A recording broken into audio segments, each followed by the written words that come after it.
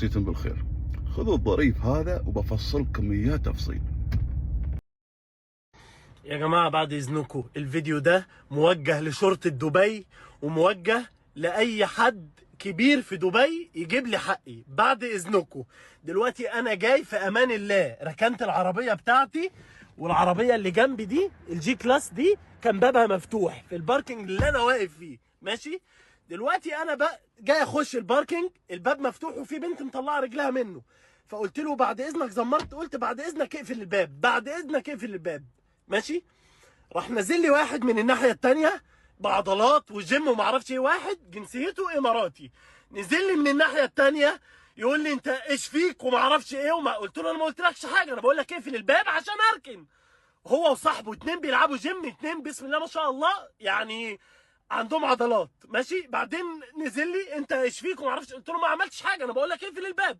قال لي طيب ماشي ومعرفش ايه. اقسم بالله ده اللي حصل بالظبط، ماشي؟ نزلوا هو والبنات ونزل الولاد معاهم ودخلوا نفس المطعم اللي انا داخله، مطعم زعتر وزيت اهو اللي انا واقف قدامه، ماشي؟ مطعم زعتر وزيت في شارع الشيخ زايد، ماشي؟ مطعم زعتر وزيت اهو. دخلنا المطعم، دخلت المطعم لقيت ترابيزه كامله كلها اصحابه اللي بيلعبوا معاه جيم، ترابيزه كامله كلها اصحابه اللي بيلعبوا معاه جيم. دخلت جوه اقسم بالله العظيم ما بكذب في حرف، والكاميرات موجوده في المطعم زعتر وزيت، ضربوني كلهم وعوروني، وشوف انا في ايه موجود فيا، ماشي؟ ضربوني كلهم وعوروني وهم 9 أو 11 واحد قدام البنات وقدام الناس اللي في المطعم. طيب وبعدين انا دلوقتي ضربوني وراحوا مطلعيني بره المطعم وعوروني في ايدي وعوروني في رجلي، وانا لاعب كوره ورجلي دلوقتي مصابه، اتعورت في رجلي.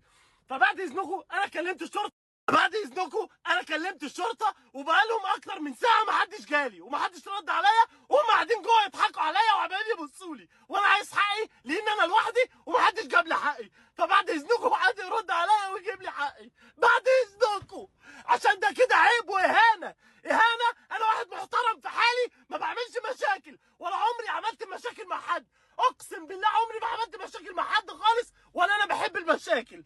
عيب لما اكتر من 9 قدام الكاميرات يضربوني ويهزوني قدام الناس، والناس كلها اللي قاعده محدش يتكلم معايا، وقدام البنات، ماشي؟ ويجي صاحبه اللي واقف معاه بدل ما يحوش عني يضرب مع صاحبه. بعد اذنك انا عايز حقي. احنا لازم ناخذ الموضوع بشكل جاد جدا، لان اذا الموضوع حقيقي فهو جدا خطير. ولكن خلينا ناخذ الموضوع على 3 اسس. الاساس الاول انه هو مأفور عشان يجذب تعاطف الشعب، الاساس الثاني انه كلامه حقيقي، الاساس الثالث انه هو كذاب. بناء على شو هذا الكلام؟ بقول لكم بناء على شو. ناخذ كلامه بالتفصيل. طبعا اقول لك على الاساس الثلاثه، ها لا تستعجل. ناخذ كلامه بالتفصيل. انا والله كنت ابى بركن وفي وحده فاتحه الباب ودقيت لها هرن عشان ادخل وسكر الباب عشان ادخل. طيب يا عزيزي، او مبدئيا من نحن في البلاد، ركز، عندنا نحن في البلاد لما شخص يفتح الباب عشان ينزل انت ترى ما ينزل بعدين تبركن، انسولي هاي مش مهمه. ثاني شيء تقول لي والله هو نزل لي وقال لي انت شو فيك، والله قال لي انت شو فيك. يا اخي انا اقول لك الحين انت شو فيك؟ خير يا طير، مبريات ما عندك لسان ترد. شو يعني لو قال لك شو فيك؟ مو مشكله، طوفوا هذه. ها دخل المطعم وانا نزلت، دخلت المطعم بعد الاهانه اللي هي شو فيك، نزل له نفسه ياكل يعني، نزل دخل المطعم 11 واحد ضربوه، 11 واحد معضلين، 11 واحد ضربوه. وصدقوني يعني كلامه حقيقي بناء على الكسور والخدوش والجروح اللي عويها وخشم المكسور وفتش اللي انجلع وكتف اللي انخلع، بناء على هالاصابات اللي هو روانا اياها. بالفعل 11 شخص ضاربينه، يعني انا 4 اشخاص يعبدون عليه بولي، ولكن 11 شخص ضاربينه مو مشكله. هذا كله خليه يولي.